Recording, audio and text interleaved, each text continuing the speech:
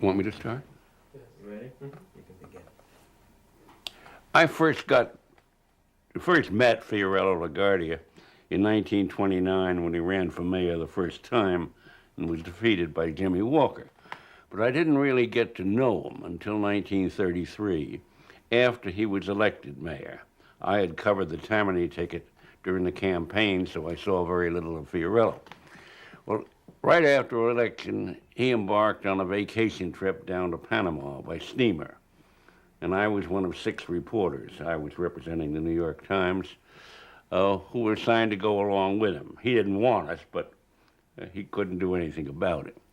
Well, about a day out, the afternoon papers wrote an indiscreet and silly story about his choices for police commissioner, and he screamed to high heaven and broke off relations with the press and denied the story, properly denied it. And then eventually, after some negotiations, he sent for me and offered me stories exclusively for the rest of the trip. And I told him what to do with them, which was not polite, and I wouldn't say it on the air. And we argued and fought for a couple of hours. And finally, he said, "God damn it, go ahead. You can have the stories, and I don't care what you do with them." So that made me sort of unofficial press representative for the trip. And Fiorello never talked to the other reporters again.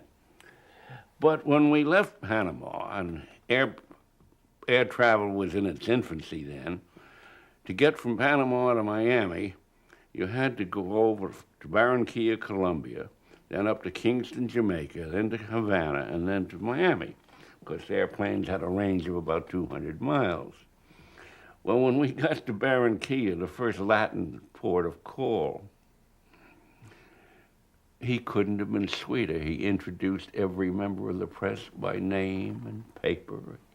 He wasn't having them in on his problems. And I thought it was typical of Fiorello. Up in the air one minute, down to earth another.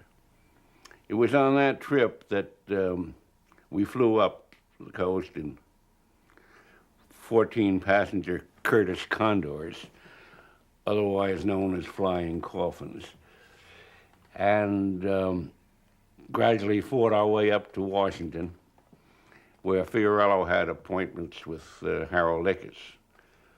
And from there on, the story veered. But you see, the United States Senate was controlled from 1930 to 1932 by a group of progressives, Democrats and Republicans, whom a conservative Republican senator jeeringly referred to as the sons of the wild jackass. And Fiorello, even though he was in the House, was intellectually and emotionally and voting with this group. The Norris-LaGuardia Anti-Injunction Act, first federal act of its kind, represented Fiorello's part in that coalition. So he needed no introduction to the New Deal or the New Dealers. Now, you were telling me... Can we cut just for a moment? Sure. Please. Take 2. Just a second. Let's wait for it to sit down. Okay. You may begin. On the way up from Miami to New York, we stopped off in Washington, where Fiorello had dates with Harold Ickes, who was already looming important as the dispenser of federal funds that Fiorello was going to want for New York City. And Fiorello didn't need any introduction to that group. He was allied with them in Congress. Ickes was a progressive Republican from Illinois who was supposed to be head of the Bureau of Indian Affairs and wound up being Secretary of the Interior, which much to his surprise and everybody else's. But from that time on, there was a constant flow of contact between Fiorello and the Roosevelt administration. When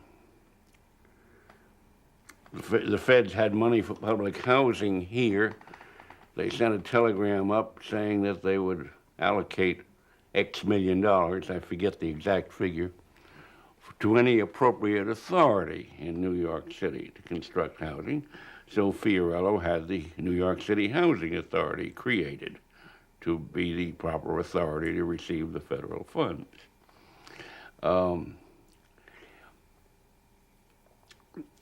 When the WPA got going, first it started out as the CWA, Civil Works Administration, but then Hopkins, and it was turned into the WPA to take care of small projects. Well, Bob Moses built every playground in New York with the WPA labor that was furnished him by the feds. He rebuilt Bryant Park. He did it 3 times because he goofed the first 2. And then, of course, you had the bigger projects where Ickes was involved, involving the Triborough Bridge. Let's get to Triborough a little later on, okay? Right.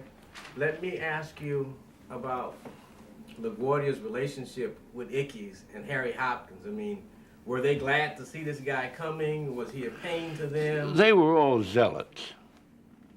They being? Hopkins, Ickes, LaGuardia. And naturally, they'd have their blow-off points, but there was never any problem of in the relationship, except on the question of the Triborough Bridge, where Roosevelt didn't want Moses involved, and was having Ickes hold back the federal funds to build the bridge because of LaGuardia was appointing Moses to run the construction. Can you tell me why Roosevelt had this problem with Robert Moses? Yes, in the Roosevelt and Moses didn't get along. In the mid-20s, Moses was running the State Council of Parks, and Roosevelt was a member of it. And he tried to get Moses to put his man Friday, Louis Howe, on the park payroll so that Howe would have an income. And Moses refused to do so. And Roosevelt resented that. Then, when Roosevelt became governor, Al Smith, who was the outgoing governor, tried to get Roosevelt to keep Moses on as the New York Secretary of State. That was his title. And Roosevelt would have none of it and appointed the Bronx leader, Ed Flynn, to the job instead. So there was no love lost. And people may have forgotten this, but Moses ran for governor as a Republican in 1934 and took the worst shellacking in the then history of the state. So that's when Moses, I guess, decided he was not suited for elective office. He'd just use appointive office to achieve his ends.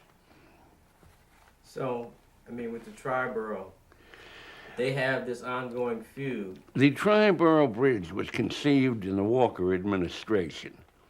It was a recommendation of a Philadelphia engineering firm that Walker had hired to plan ahead for the city. It was one of many recommendations. And it was actually voted by the Board of Estimate in June of 1929. I covered the meeting where we voted. But then they didn't have any money. The Depression came along, and while it's true that the city was being run by a corrupt Tammany administration, that wasn't what brought the city into its financial problems. What made the city broke was that in those days, the city had no income except the real estate tax. And came the Depression, the tenant couldn't pay the rent, the landlord didn't pay the taxes, and the city's income was reduced by $100 or $150 million a year. City budget then was $500 million. So you cut the income down from $500 million to $350 million, you're really hitting hard. So when the Roosevelt administration came in, and with the enormous amount of public work funds, there was no problem in getting agreement for the feds to build the Triborough Bridge for the city. But who was going to run the Triborough Bridge while it was going, the authority, while this was going on? And Moses was the logical man, but Ickes under... Then roll 14, take 3.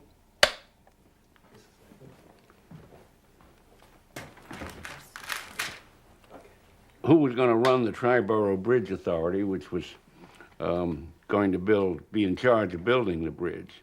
There had been a Triborough Bridge Authority set up under the Tammany days, but they didn't function. They had no money, and they just fell off like petals when LaGuardia came in.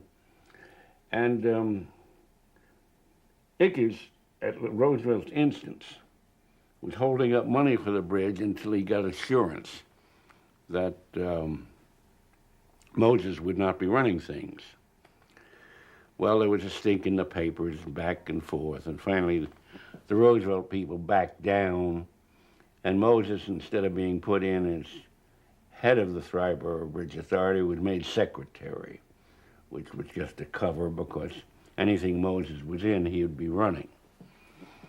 There's a natural flow from the Triborough, which was a big public works thing, bringing labor and steel and cement and all that to New York. The more visible things were the PWA, with their smaller projects, the playgrounds, the ones costing under $5,000 or $10,000. WPA? Yes, yes, WPA. Or CWA? It was WPA in 35. Well, it was the same. But we have to distinguish in the program. I understand that it was basically the same, but we have to distinguish. All right. So if you can tell me it was the CWA and then later the WPA. The CWA was the first attempt to bring jobs to the man on the street. And it was fairly successful. It was underfunded. And there was a natural switch to the WPA, which got more money through Hopkins. But what I was driving at, a thing that is forgotten today and was terribly important to the people of the city then, was the Homeowners Loan Corporation. Thousands and thousands of houses in Manhattan, Brooklyn, Bronx, Queens, Richmond were being foreclosed by the banks, which didn't want them but had no option because the people couldn't pay the interest on the mortgage. Mortgages in those days were permanent. You borrowed the money, you owed it forever, and you just kept on paying the interest on it. The Homeowners Loan Corporation came in, set up by Roosevelt in 1933, and it took over these mortgages and created the amortizing mortgage, which is a standard mortgage today, so that for 30 years you paid taxes, interest, and a hunk of the principal, leveling it off in monthly payments, just as you were paying rent. And it saved the roofs over their heads for thousands and thousands of New Yorkers, with possibly greater impact than anything except the CWA and WPA. Now, tell me the story of the advent of the New Deal in New York, when FDR was actually governor.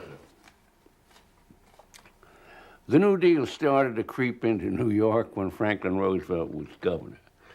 What happened was, when the Depression hit, the cities had no money to feed people.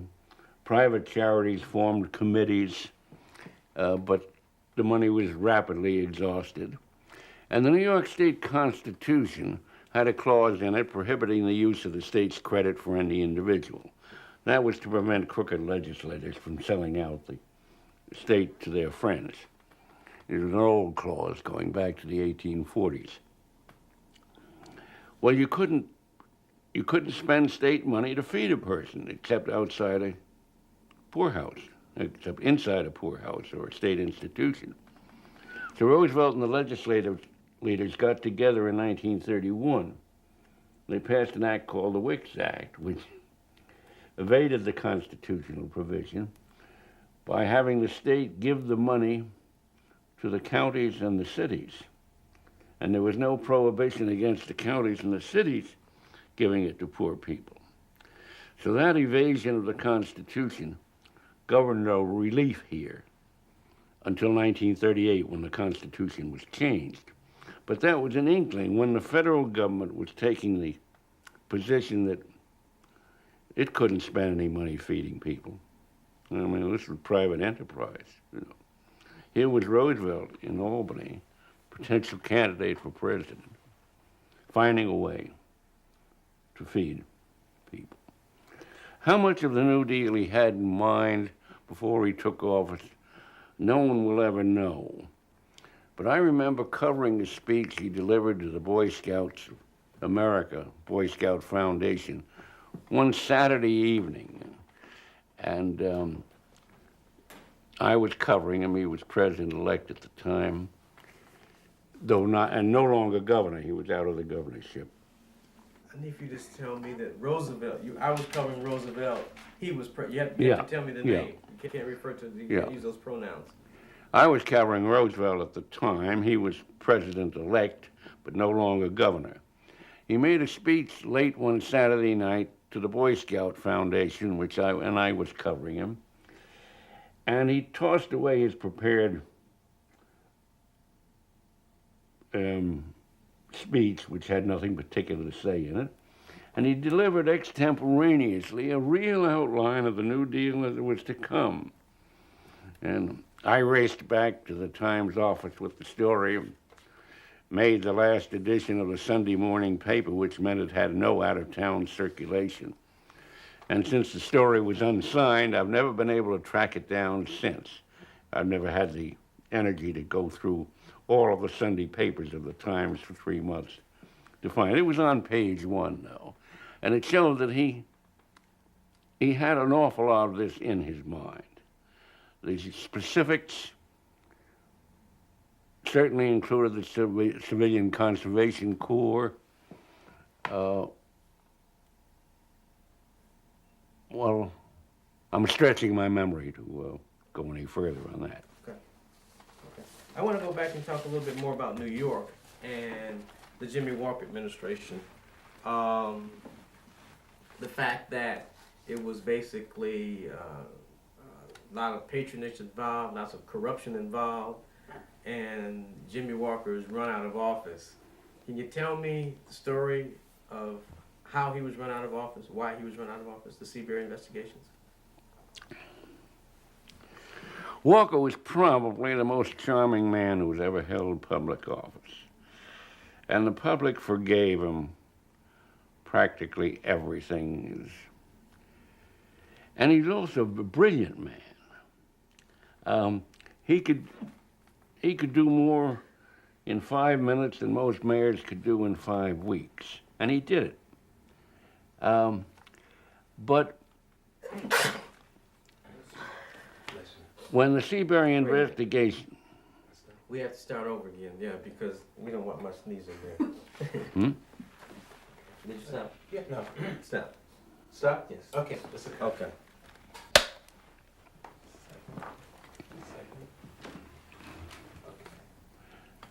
LaGuardia was preceded as mayor by Jimmy Walker, though there was an interim mayor between. And Walker was probably the most charming man who ever held public office. He could charm anybody into anything. I remember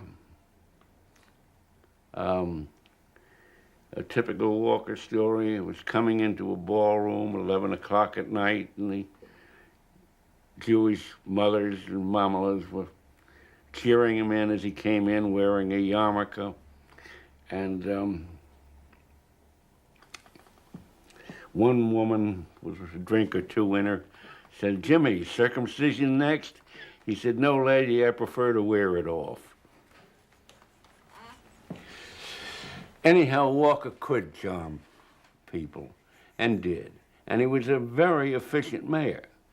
He was also completely amoral and corrupt. The people hated to believe it. But when the story was told of his being given the bonds of $240,000 in bonds to insure someone a bus franchise, it even omitted the fact, because they didn't know it, that $400,000 in cash went with it. I was told that story after the fact by someone who had reason to know, because he handed over the money.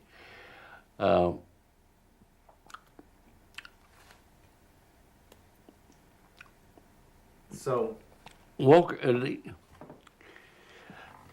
the Seabury investigations got started because of corruption in the magistrates' courts, and they led from there on into a legislative investigation of the whole city government. And Walker resented it, and finally, he was brought up on charges before Roosevelt, who was a candidate for president that year. And Jimmy probably would have been removed by Roosevelt. The decision hadn't been published yet. Instead, he resigned, intending to run for re-election to fill the vacancy his resignation had created. And we're out of film. Just a new camera roll, new sound roll. This latest record. Walker intended to run for re-election to fill the vacancy his resignation had caused, and the Tammany leadership was prepared to nominate him. And then the Roman Catholic cardinal stepped in and sent for the leaders and told them that the church wouldn't stand for it. And they withdrew Walker as a nominee and nominated John P. O'Brien, who was the exact opposite of Walker.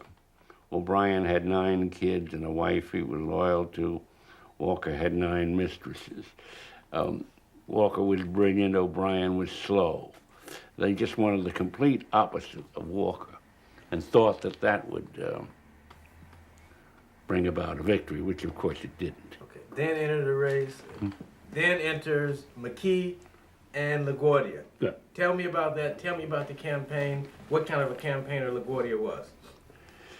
Hysterical campaigner. LaGuardia was. Yes. I mean, you have to say that. You have to include. Yeah. You have to include the name LaGuardia. You have to tell me that. When the 1933 election came along, there were 3 candidates in the race. LaGuardia, who was nominated reluctantly by the Republicans and by the City Fusion Party. Joe McKee, the then president of the Board of Aldermen, who was put into the race by the Roosevelt wing of the party, headed by Ed Flynn, in an attempt to stave off the disaster they knew would be certain if the only candidate against LaGuardia was John P. O'Brien, the Tammany nominee. And for some reason, LaGuardia campaigned more against McKee than he did against O'Brien. I suppose it's understandable because O'Brien was such a weak sister.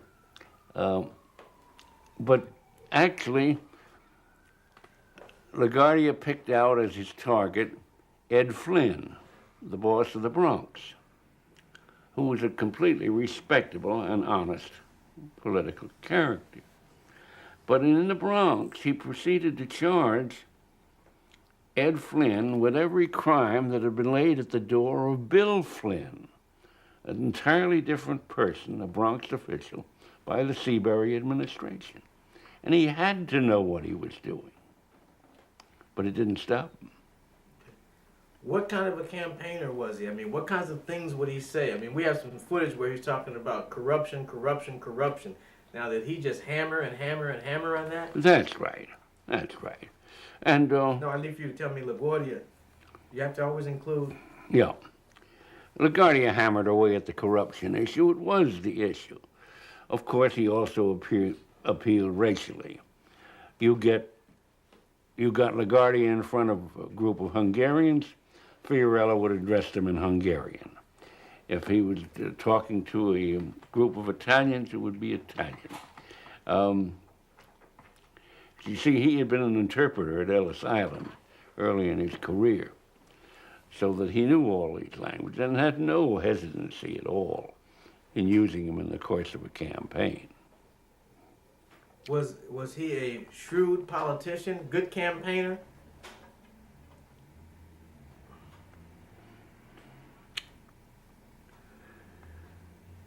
He won. LaGuardia won his elections, so I guess you'd have to say he was a good campaigner, though he sometimes got too cocky. In 1941, when he was running for a third term, he, for some reason, took on Herbert Lehman, the Democratic governor, and made him an opponent. Okay, that's beyond our time period. Okay, now, did he get cocky in the 33 election or as in his first term as governor? I can't tell you that. Okay. I said I covered Tammany during the campaign. Okay. Now, you had told me earlier that LaGuardia had the ability to function well no matter what the situation was. As a matter of fact, you told me that he could be wonderful, he could be charming, and he could also be impossible. Well, I thought that the Baron Kia episode was illustrative of that. No, I need for you to tell me that, not give me. Yes, but I did tell you that. When he got at Baron Kia and the Latins were there, he introduced all the I members of the understand, press. but if you could tell me again, it's better once I go and edit if I have a couple of different options, if I have a couple of different things that I can decide to use. Fiorello was temperamental, unpredictable. He had a press secretary of whom he was very fond. And the press secretary was a heavy drinker. And one day, the press secretary came in 10 or 11 in the morning, liquor on his breath, and Fiorello proceeded to dress him down.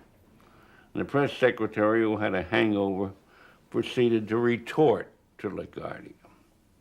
And he called him a no-good guinea bastard and every name there was in the catalog. And Fiorello fired him. And after he fired him, Fiorello wept and said, "I don't mind being called a bastard, but why did he have to inject the race issue?" Okay. I remember he, for some reason, he decided to denounce me after he'd been mayor about a year. And I didn't take it too kindly. There was a little bit of a scene in the mayor's office. But 2 weeks later, I met him on the beach at Westport, Connecticut. He was with his family. I was with Miguel, I guess. And butter wouldn't melt in his mouth. He called me over to meet his children and his wife and whatnot. So he was unpredictable in so many ways. Temperamental. Understandably. He had always led a parade, a church parade from Harlem down Fifth Avenue every year when he was a congressman. And then as mayor, he was living before Gracie Mansion. He was living in an apartment on Fifth Avenue. And the parade started to pass his house, shooting off bombs and whatnot, an Italian parade. And Fiorello called the police captain and said, break up that parade, they're disturbing me, you see. Well, the captain was no idiot, so he called Mark Antonio, Vito Mark Antonio, who was Fiorella's protege and his successor as Harlem leader. And Mark called LaGuardia, and LaGuardia said, I can't do any work, disturbing me. And Mark said, Fiorello, this is a parade you led. You led it even last year. You can't break it up. And you gotta have bombs in an Italian parade. And Fiorello said, all right, Mark, one more bomb. Okay, tell me about LaGuardia's relationship with Robert Moses. When we talked earlier, you told me about the resignation forms. Yeah. Robert Moses came into the New York picture importantly because in advance, LaGuardia got the legislature to create the job of citywide park commissioner. Up to then, each borough had its own park commissioner, 5 park commissioners. And it was with the knowledge that Moses would be the citywide park commissioner that the legislature went along. And Moses, of course, always wanted his own way on everything, and he was always threatening to resign. And one time he came into LaGuardia's office, unless I do this, I'm quitting, I'm getting out of here. I can't stand this interference anymore. And LaGuardia handed him a printed pad of slips, regular printing, saying, I, Robert Moses, do hereby resign as blank, effective blank. And Moses took the pile of slips, threw it on the floor, walked out, and of course didn't resign. And that was the effective control that LaGuardia used over Moses.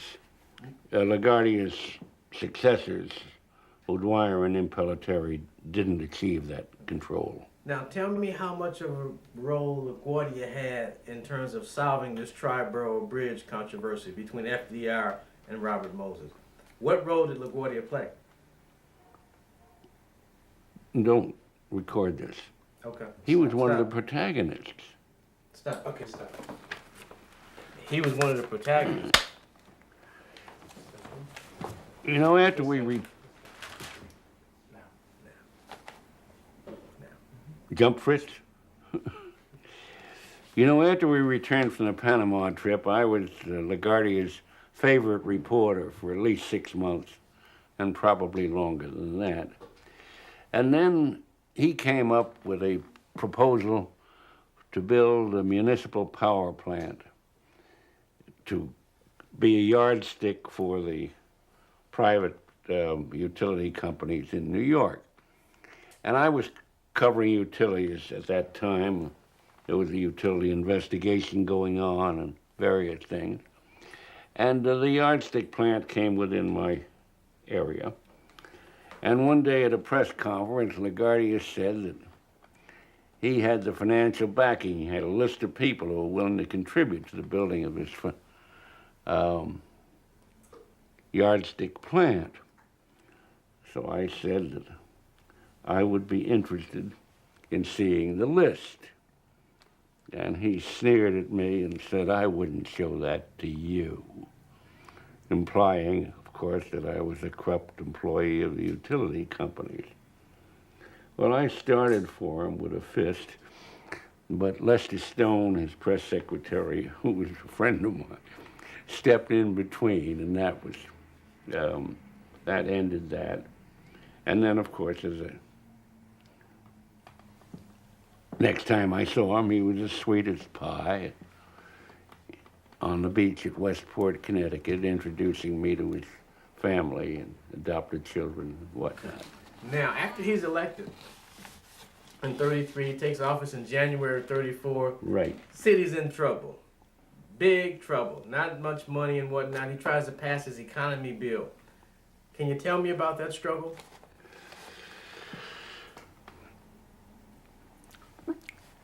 The city began going broke early in 1932, before LaGuardia was mayor or even elected mayor. And with the O'Brien administration, serving as an interim administration for the year that Walker's term remained, that signed a banker's agreement, quite similar to the thing that happened in the early days of the Koch administration in New York, where the city had to do certain things or the banks weren't going to buy their notes or do what. And that banker's agreement was in effect, and it was hobbling the city's spending. At the time LaGuardia came in as mayor, to really achieve the economies, you needed cuts in staffing and cuts in agencies that the legislature had to approve. And LaGuardia sent up to Albany an economy bill designed to carry out his program in that direction. And he got part of what he wanted. I don't remember the details now, but it was a case of whose ox was being gored. The legislature was protecting various people, particularly the county offices. But it was a long process, though. I mean, he didn't send it up there and get approval immediately, right? Do you remember that? No. Okay.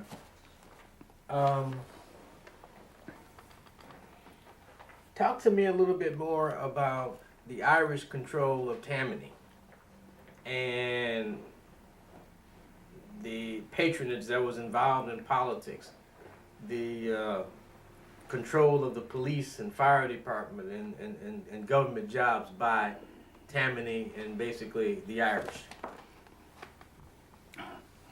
LaGuardia was a phenomenon in New York politics from the racial point of view. His mother had been Jewish, his father was Italian.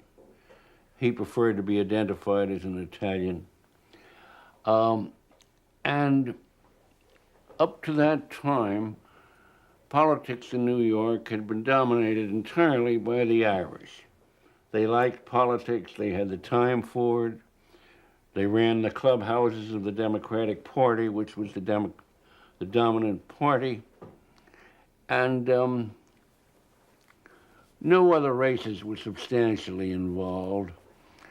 When I started covering the Board of Estimate in 1926, the city's governing body, there was the mayor, Jimmy Walker, Irish Catholic, the controller, Charles W. Berry, Irish Catholic, Joe McKee, president of the Board of Aldermen, Irish Catholic, Borough President of Brooklyn, Jim Byrne, Irish Catholic, Borough President of Queens, Morris Connolly, Irish Catholic, Borough President of Richmond, Lynch, Irish Catholic.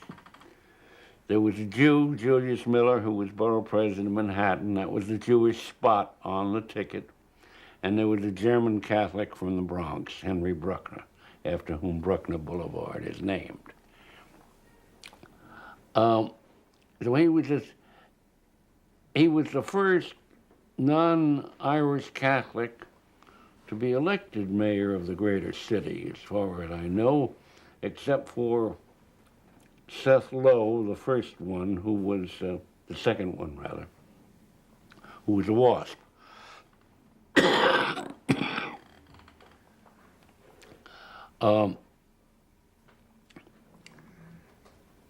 The mayor's staff at City Hall were all Irish Catholic, even the stenographers, the messenger, the mayor's attendant, Patty Hogan, the police captain, all Irish.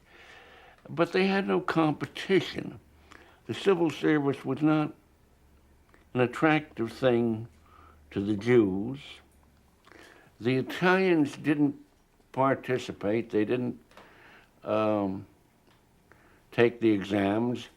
They were heavy in the sanitation department where you didn't need the written exams because a lot of the Italians, first generation or even beginning of the second, were not fluent in English.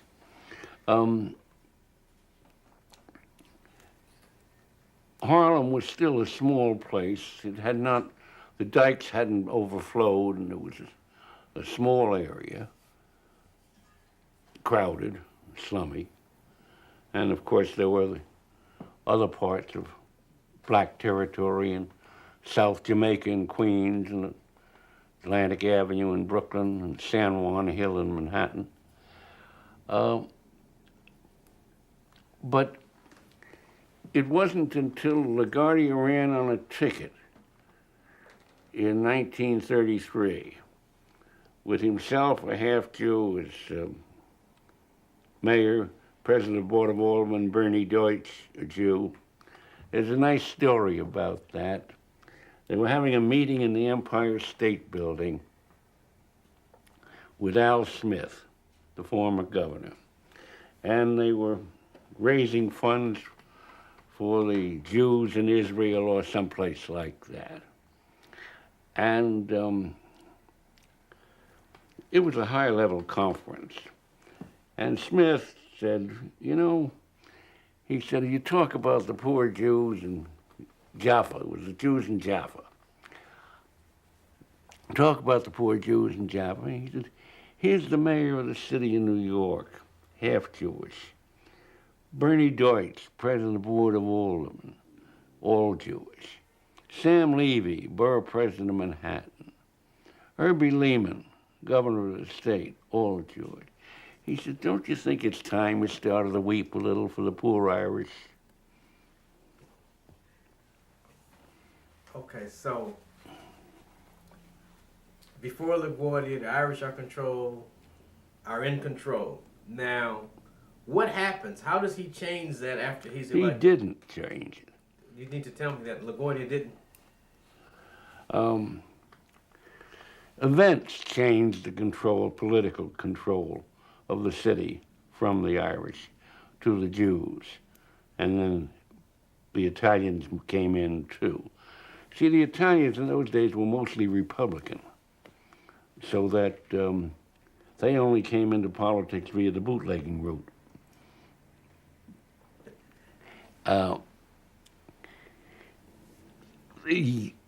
When the Depression came along and the Jews needed steady jobs, they went into the civil service and they took the exams. They were generally more literate than the competition. They went up fast. There's a nice story about Paul Scrivane, who later became sanitation commissioner and then was president of the board of, president of the city council under Wagner. Paul Scrivane got out of college. His real name was Scrivandi. He got out of college in the bottom of the Depression and was looking for a job. And he decided on civil service. He looked at firemen, police, and he decided on sanitation because the competition would be less from his own people, which was sanitation was heavily Italian. And he became the head of the sanitation department in a few short years. Generally a man of ability, but he was one of the non-Jews who got into public service. Okay, all right. Let's take. Wait a minute. We have to wait till Susan gets on. Who's that? Now. The difference between LaGuardia administration and the Tammany administration that preceded was that under Tammany, the city's commissioners, the men who were supposed to run the city, were not picked for ability. They were picked for their just completely for their political background. I think at one time, every single city commissioner was a Tammany district leader, except a personal friend of Walker's, who was Manhattan Parks commissioner. And they didn't work too hard. We had a corporation council who came in at 11 o'clock, and the head of the city's biggest law department came in at 11 o'clock in the morning, shuffled through papers, went out, drank his lunch, went to the golf course, and never came back till the next day. And it was no show stuff. And no, the departments were run usually by chief clerks or chief engineers, somebody of ability with a conscience kept the thing going. LaGuardia came in with a pledge to produce an honest day's work out of every city employee, and he made a good stab at it. Of course, there's just so far down the ranks you can go, but at the top levels. And he had nationwide contacts. So he was able to bring in bright and imaginative people to run various departments. He goofed on police at the beginning. He appointed General O'Ryan as police commissioner as a payoff for O'Ryan not running against him in the Republican primary that year. And O'Ryan was a war hero of World War I, but unequipped to be police commissioner of New York, and he got rid of him. And then he put Louis Valentine, who was an honest cop, in charge. Valentine had insisted on breaking down the doors of Tammany gambling houses, so they demoted him from inspector to captain and sent him to Staten Island. When LaGuardia came in, he brought Valentine back, first as chief inspector, and then after he got rid of O'Ryan as commissioner. But even then, in fairness, LaGuardia gave Mark Antonio the concession to parcel out the gambling and dope peddling going on in Harlem. And Okay. so, Now, you said that he had national contacts, he brought in people. yes. Now, were the people that he brought in, again, of various ethnic backgrounds beyond Irish? Did he open up the government? It wasn't a factor. You're hepped on this racial thing, and it wasn't truly a factor then. If LaGuardia wanted a guy, he didn't care. There was an opening up of the civil service in LaGuardia's time, coincident with the opening up of the independent subway. And there were new jobs. And the black man who previously had carried a mop and pail instead became a coin changer and then eventually a conductor or a motorman. But this was evolutionary. It was not a case of Fiorello coming in and demanding that there be a quota of 25 Negroes and 25 Jews and whatnot. That didn't exist. The race consciousness of today didn't exist. On that same theme now, and again, getting back to some of these PWA, CWA programs, particularly, again, the Triborough Bridge. When we talked before, you told me about racism and discrimination in those programs was just accepted, that was just the way that it was. But Can you talk to me about that again? I'm not sure I can, because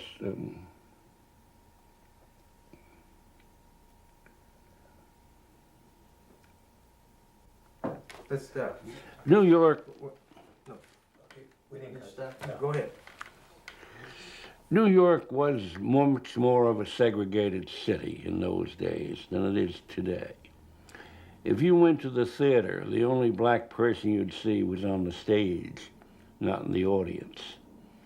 If you went to a restaurant, you never saw a black couple seated in a restaurant.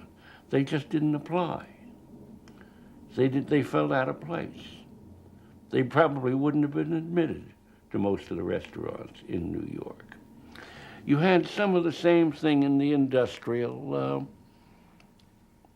area, where the trade unions, most of the jobs were handed down from father to son, the skilled trade unions. Harry Van Arsdale opened it up in the electrical business by turning the electrical union into a industrial union while retaining its status as a craft union. So he set up separate branches for the blacks, separate branches for the Italians. He was a political genius, Van Arsdale.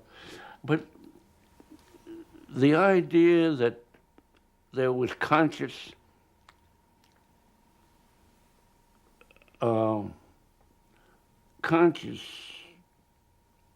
rejection of anybody but the Irish in civil service or whatnot is not a correct one. It's true that the blacks were kept out of public office by gerrymandering Harlem so that no section of Harlem dominated an assembly district. I think Harlem was cut into something like 4 assembly districts, each with a white majority, black in the center. Can you tell me more about the control that the trade unions had on jobs and these PWA and CWA projects? I mean, the fact that... At the time we're talking about, in the early days of LaGuardia and early days of Roosevelt, the unions had no control outside of the garment trades, where they were so busy fighting the communist infiltrators that they didn't have much time to think about anything else. Let me interrupt you again. Now you're telling me that the unions had no controls, the unions and the contractors had no control over who would work on The these unions had no control over the contractors. projects? So then who had the control over who got hired on these construction projects?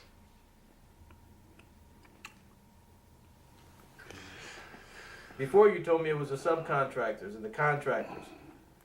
Well, they would do the I need you to hiring. tell me the subcontractors. They would do the I need hiring. you to include who they are. You're beating a dead dog here, really. And I'm not going to go along with you on it. Well, if you don't agree, but I'm just referring to things that you told Well, me except earlier you when we expect talked. me to make a statement contradicting something that hasn't been said. No, let's stop for just a second. No, I'm just going.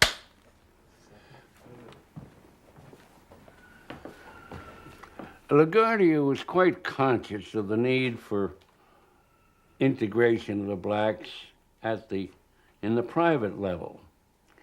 And he developed a technique. He'd have a dinner party up at Gracie Mansion, and the audience would be stacked, all integrationists, except for one department store owner who hadn't done the integration. And the conversations at dinner table somehow would lead around to this, and everybody would talk up in favor of the need and what they had been doing and whatnot. And this poor Patsy was the only one out of 20, and he left there convinced that he had to do something about integration. And then the next day, they'd have another department store owner up, or some other big industrial up. So he worked for integration. But this was not a forced march. These were not race riots that forced him to do this. He grew up in the ghetto. He was a ghetto child. The mixture of races was no surprise to him. And then, of course, his experience as an interpreter at Ellis Island, where he was subjected to every race and form. Good. Now, We have 40 feet left. okay, let's roll it off. How many? Okay. 40 feet is how many? 9. We'll try to get it in. Earlier, we talked about FDR's style. Did we? Yes, we did. Can you talk to me about that now? His style, his comforting style, We might as well wait. let's Yeah. get it straightened. Let's change. Get it Is it- straightened out. Franklin Roosevelt came as a surprise to it. Start again. Can you begin again now? Franklin Roosevelt, as president, came as a surprise to a lot of people. He had been portrayed as governor as somewhat wishy-washy, because frequently he shaded both sides of a question and whatnot. And then after he was elected, and that week of the bank closings, when the country was at about its nadir, and they heard this firm voice saying, "And we have nothing to fear but fear itself." It gave a lift to the country. And the fact that they closed all the banks was a big help, because everybody was equally broke. The only money around, people around who had money were the bootleggers, and they cashed your paychecks for you. Eleanor Roosevelt was a big help to LaGuardia in his relationship with Franklin Roosevelt, because she acted as his eyes and ears and came back and reported to him on things that were going on, what was happening, and sometimes telling him more than he wanted to know. But she had a close relationship with LaGuardia, probably going back to her days as a social worker and her contact with social workers on the East Side, the Henry Street settlement, that sort of thing. And she was an in-house lobbyist for a number of people, including LaGuardia, and that was very valuable to Fiorello. Do you remember any specific visits or covering any specific things that LaGuardia did with Mrs. Roosevelt? No, not too much later on when Okay. they headed UNRWA. Now, what can you tell me about LaGuardia's Roosevelt with FDR? LaGuardia's what? LaGuardia's Roosevelt relationship with FDR.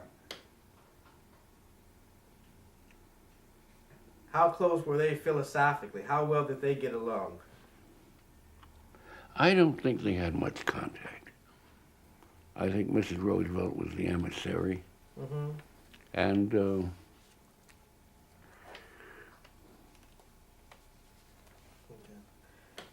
Tell me about. LaGuardia was theoretically a Republican, but he never endorsed a Republican candidate for governor or president or senator. Tell me about the New Deal, FDR and LaGuardia, in terms of changing government. You know, did the way that they govern make government more responsive, more responsible to the needs of the citizens? The growth of the federal government in Roosevelt's time was an amazing phenomenon. Herbert Hoover, his predecessor as president, had submitted a budget of $3 billion to run the whole country. Army, Navy, Air Force, Post Office, you name it. Congress, you name it. Actually, he ran a deficit of $3 billion, so in his time he spent $6 billion. That was just about the size of one appropriation for PWA under Roosevelt. There is the story of Roosevelt making the speech in Pittsburgh in 1932, when he was first running for president, in which he pledged a 25% cut in federal expenses.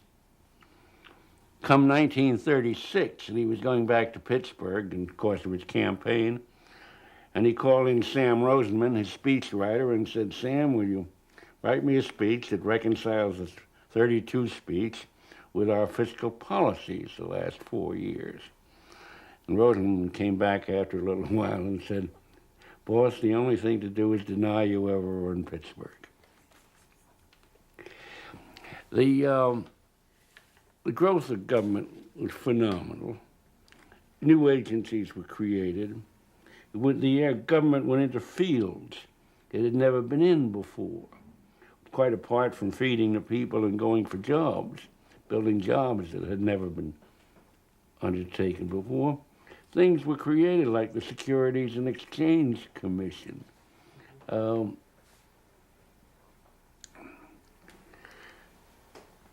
The Agricultural Adjustment, the AAA. Let me ask you one final question perhaps.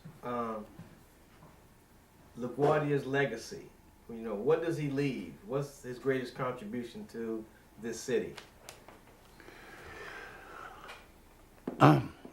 LaGuardia's legacy, LaGuardia, when he left office, and he did so reluctantly, he really wanted to run for a fourth term, but nobody would nominate him. His legacy was a tradition of honest public service, so that no administration dared revert to the good old days when public service was a payroll job, period. That was his legacy. The only mayor who varied from it, and he was only in for a short time, was Impellitteri. But it didn't matter too much. He was the city's first mafia mayor. LaGuardia left that tradition. He also did things, he left us the Bronx High School of Science, the School of Music and Arts. I remember on the Panama trip, his outlining his plans to me for all of these things. And he carried through on most of them. Now, he came in and he and Roosevelt, they did have these jobs programs, but what is New York like still? I mean, is it still tough in New York, even after CWA and PWA is initiated?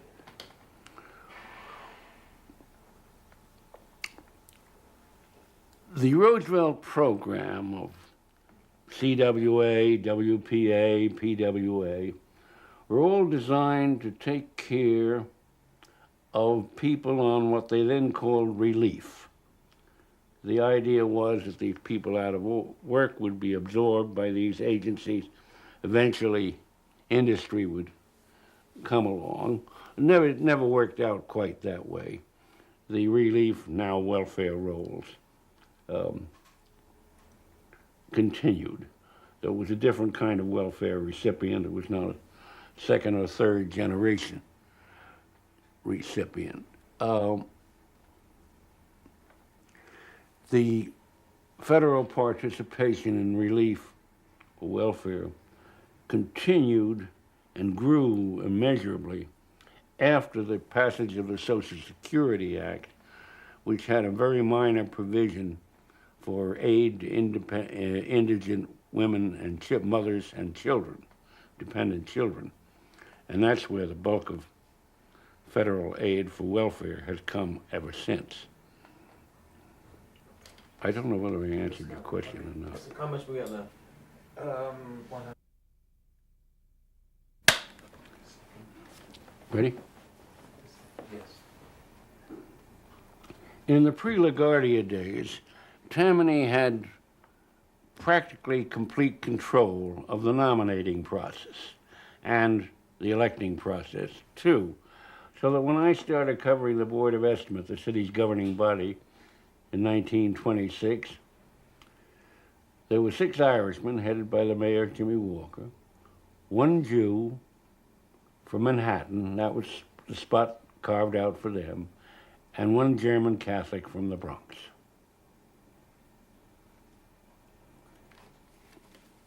Okay. Yeah. We'll just roll it off. You want to go into the mayor's staff, too? Yeah, but we have, No, huh? we have 75 people. Yeah, tell me about the staff. Tell me about the staff. The mayor's secretary was Irish, the mayor's assistant was Irish, the mayor's bodyguard was Irish, the stenographers in City Hall were all Irish. Of course, the staff was much smaller. I think there were probably 5 or 6 people as against 500 today. But it was just Captain O'Connor was the police bodyguard. Patty Hogan was the valet, pretty much. And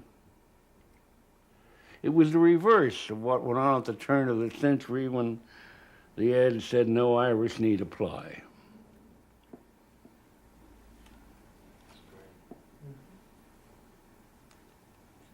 Okay. Now, we're gonna put one more on these, which is another 4 minutes. Okay. Okay.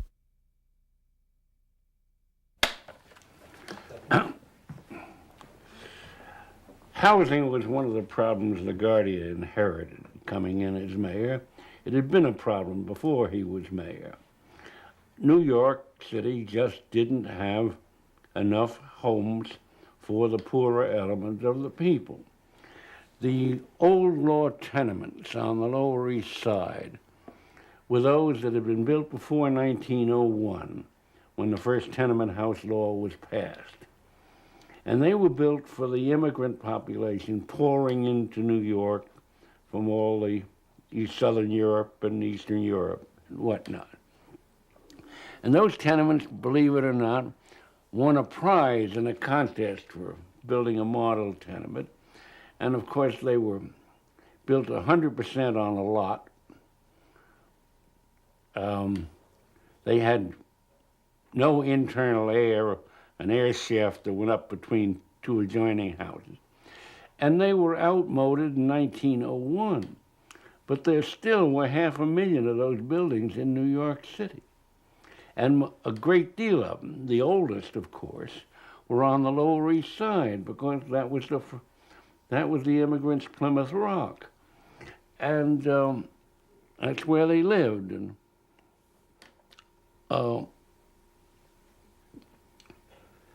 it was ghetto, pure and simple. Not too different from the ghettos of European cities where these people had come from, but new to America. And something had to be done about it. I remember covering a poor man's housing shortage in 1929. And LaGuardia, of course, had grown up politically in that area. Actually, he grew up as a boy out in Arizona. But politically, he grew up on the Lower East Side. He knew the people, he sympathized with them.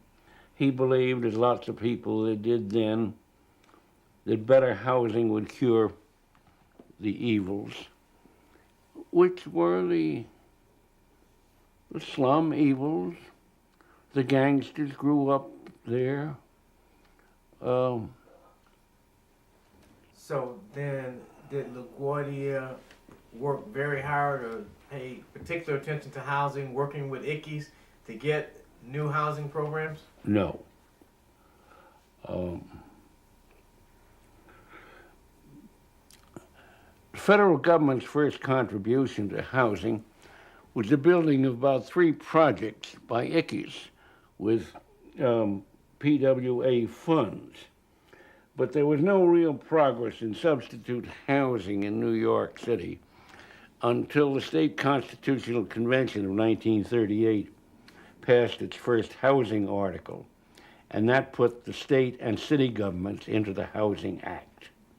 And a great deal of its projects, the prime projects that would be filled now with 40-story condominiums, the waterfront properties on the Lower East Side, instead were filled up with city housing projects because nobody had to be displaced. There was no population living there. But if you were to do it over again, those properties would have been reserved for the high tax-paying people, and the city, the Lower East Side project would go elsewhere. I remember the first city housing project was tried in the Walker administration, and there was a scandal connected with it, and it was dropped. but it resulted in the widening of Christie and Forsyth streets, and what is now Sarah Delano Park is in there. Now, tell me your remembrances of the Hoovervilles, where they were, what you saw, how people survived. Well, in the Depression, there were homeless people who had lost their houses and weren't rescued in time by the Homeowners Loan Corporation, and they were living in tents and houses made of tin and scrap wood. And they lived in Central Park. They lived to a large extent on Riverside Park, which wasn't really a park yet. And they were called Hoovervilles. It was the same sort of thing that happened down in Washington with the bonus riot, when the veterans came to Washington, camped on the Anacostia Flats, waiting for the bonus to be paid. And Hoover drove them out with the Marines, and when Roosevelt came in, he sent Eleanor over with food. That was the difference between the two administrations. Now, obviously, these people were pretty hopeless and whatnot, or weren't in real good spirits. Did that change when Roosevelt was elected? Did that what? Did that change? Did people have a sense that maybe things would get better, that he would do more than Hoover? Well, the whole nation felt that way. We had 25% unemployment. Today we have 9%. Can you tell me that again? When Roosevelt was, tell me that in a complete sentence. So to speak. About what? The difference The in whole attitude. nation feeling better and the unemployment statistic. Roosevelt's election, and not his election as much as taking office, brought a ray of hope. People had something to look forward to instead of to look back on. And, on those WPA lines, there were guys in bankers' clothes raking leaves. And they weren't wearing the clothes as an act, that was all the clothes they had left. There was this ray of hope, the general feeling that, and it was always something new. The NRA whooped the National Recovery Act with the codes of the Blue Eagle, whooped the town into enthusiasm. And even among the people who weren't quite sure it would work, which it didn't. And things were happening, whereas Hoover was sitting grimly back, waiting for things to happen by themselves. What can you tell me about the NRA and how it didn't work and why it didn't work? Your remembrances of it. The NRA was one of Roosevelt's experiments called the National Recovery Act. And theoretically, everybody in the industry was to get together and draw up a code of proper wages, proper conduct, proper competition. And everybody would abide by that. In return, they'd get a Blue Eagle, the emblem of the NRA. Well, there had to be chiseling, and there was chiseling. And it was, in addition, a completely unconstitutional delegation of lawmaking authority because the industry codes had the effect of law. And that's the basis on which the Supreme Court threw the NRA out in 1935. I, as a newspaperman, was an indirect beneficiary because up to then we had worked a 6-day week. My first paper, I worked a 6.5-day week. But the newspaper code called for a 5-day week. That was a result of a lobbying effort by the White House Correspondents Association on Franklin Roosevelt. So a 5-day week was specified in the newspaper code, and everybody went on a 5-day week in May of 1934.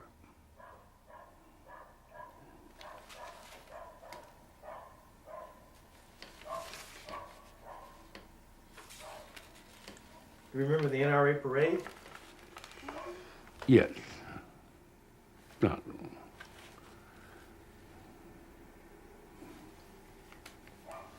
In your pre-interview, you said something like LaGuardia was like a little boy. Can you talk about why you said that? What, any stories that come to mind? Fiorello was more present in the public mind than most mayors had been because he was such a little boy who went to every fire, chasing after the fire engines. To this day, people will quote you the fact that they heard him reading the comic strips over the radio during a newspaper strike that was on at that time. And he was a little boy with a high piping voice and bouncing.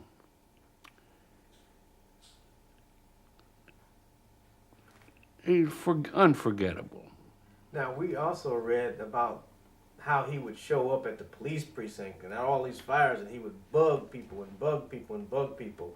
Can you talk to us about that? You have any remembrances of that? No. The way that he would demand that you give him a good day's work, that you worked hard, that you served the public. No. You're fishing.